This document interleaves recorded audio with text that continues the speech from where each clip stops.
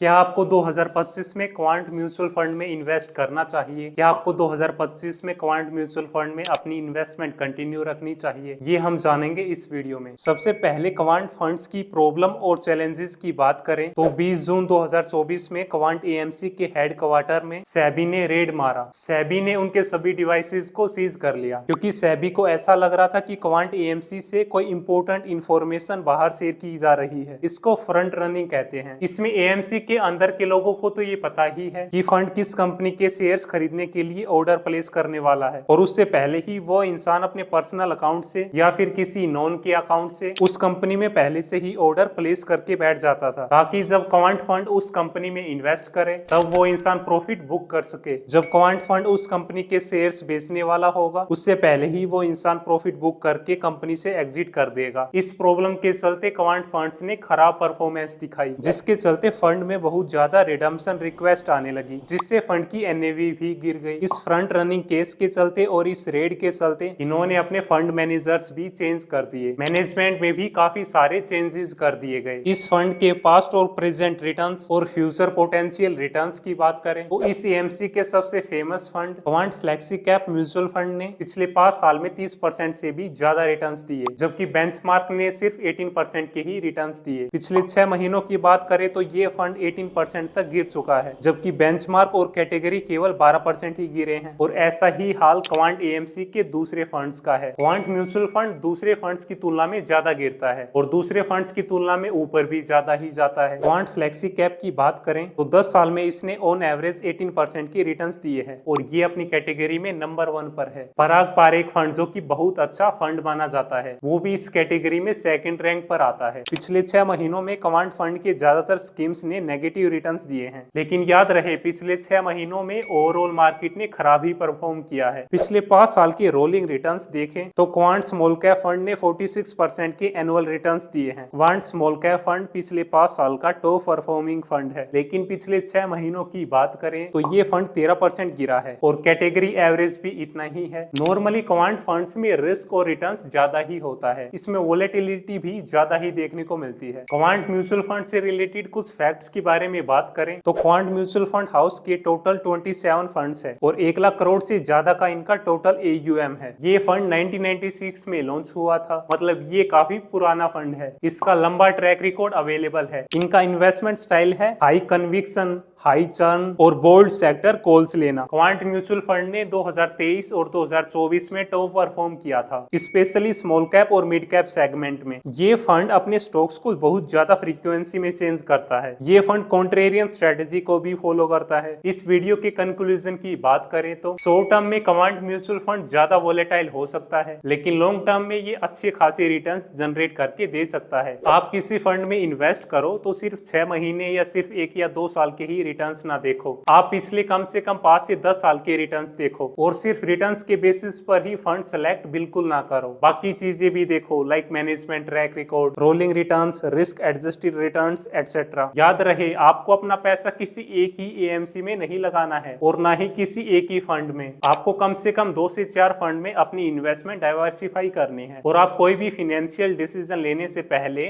अपने financial adviser की सलाह जरूर लो। आप ऐसे ही वैल्यूएबल कंटेंट के लिए इस चैनल को सब्सक्राइब करें। इस वैल्यूएबल कंटेंट को अपने दोस्तों के साथ जरूर शेयर करें।